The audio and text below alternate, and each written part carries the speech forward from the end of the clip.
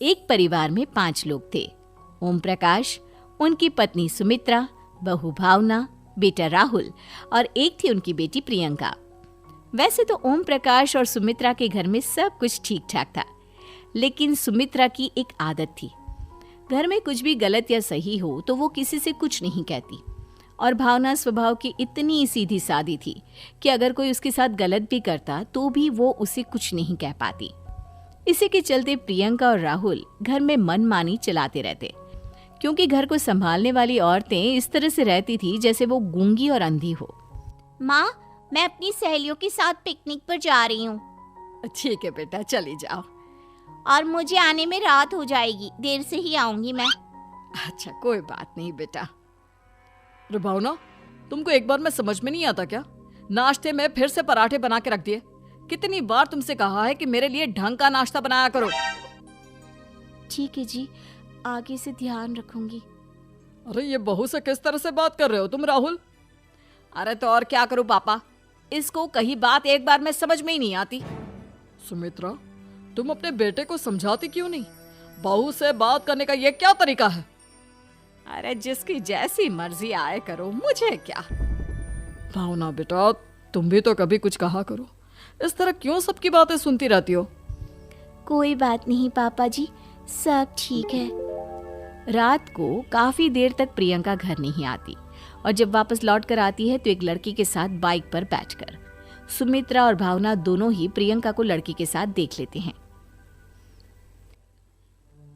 आज तो जोर से डांट पड़ने वाली है, लेकिन मैं डर क्यों रही हूँ? माँ तो सब कुछ देखकर भी अंधी बनी रहती है। और रही बात भाभी की, वो किसी को कुछ नहीं बताने वाली। कहने को भगवान ने आवाज दी है, लेकिन गूंगी है गूंगी। अरे प्रियंका बेटा, इतनी रात को कॉलेज से लौट कर आ रही हो? कहाँ गई थी तुम? पापा, वो सहेली के घर पर थी, पढ़ाई करने के लिए रुक गई थी। अच्छा, ठीक है, जाओ अपने कमरे में जाओ और सो जाओ। सुमित्रा ने अपनी बेटी को एक लड़की के साथ इतनी रात को आते देखकर भी उससे कुछ नहीं कहा और भावना ने भी इस बारे में किसी से कोई बात नहीं की। कुछ दिनों के बाद मामा जी का फोन आया था। उन्होंने प्रियंका के लिए कोई रिश्ता ढूंढा है। लड़के वाले उसे देखने आ रहे हैं। अरे मुझे नहीं करनी शादी वादी, किसी लड़की को बुलाने की कोई जरूरत नहीं है। ये तुम क्या कर रही हो प्रियंका बेटा? तुम्हारी शादी की उम्र हो चली है और तुम्हारे मामा जी ने बहुत अच्छा रिश्ता बताया है। पापा, अब जिद क्यों कर रहे हैं? और आप क्यों मेरी मर्जी के खिलाफ शादी कराना चाहते हैं? अरे माँ, इसको समझाइए ना।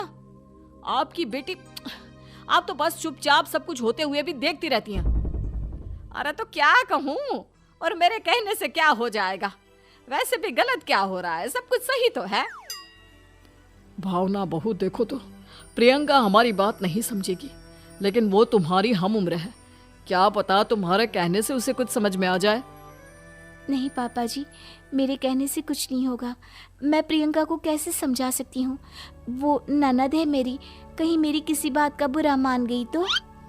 सुमित्रा और भावना में से कोई भी प्रियंका को कुछ नहीं समझाता। इस बात से राहुल और ओम प्रकाश जी दोनों ही परेशान हो जाते हैं। और फिर जब लड़का प्रियंका को देखने के लिए आता है, मुझे आपकी बेटी बहुत पसंद है, मैं उसके साथ शादी करने के लिए तैयार हूँ। देखो, मुझे तुमसे शादी नहीं करनी, और ये बात जितनी जल्दी समझ में आ जाए अच्छा रहेगा। अरे तो फिर आप लोगों ने मुझे यहाँ बुलाया ही क्यों? माफ कर दो बेटा, वो हमारी बेटी जरा गुस्से में है। हम उसे समझाने की कोशिश करते हैं। हाँ, देखिए आप नाराज मत होइए, वो तो उसने बस ऐसे ही कह दिया होगा। अरे कोई ऐसे ही कुछ कहता है क्या? और ये आपकी पत्नी और माँ, ये दोनों इस तरह चुपचाप क्यों बैठे हैं, जैसे इस घर के मेंबर ही ना हो? आपके घर में सब कुछ ठीक तो है ना? अरे सब कुछ ठीक है बेटा। सुमित्रा, समझाओ ना अपनी बेटी को। अरे क्या समझाऊं, क्या होगा समझाने से? सब ठीक ही तो हो रहा है, गलत क्या हो रहा है? भावना, प्रियंका को अंदर लेकर जाओ और उससे समझाओ कि कितना अच्छा रिश्ता है। इतना अच्छा लड़का है, इस तरह से बिहेव ना करे। नहीं जी, मैं किसी से कुछ नहीं कह सकती जी। अरे अजीब परिवार है, मुझे तो यहाँ से निकलना पड़ेगा। इस तरह से तो आपकी बेटी की शादी किसी से नहीं हो सकती। जिसके घर की औरतें गूंगी और अंधी बनकर बैठ जाए, उस घर का कुछ नहीं हो सकता।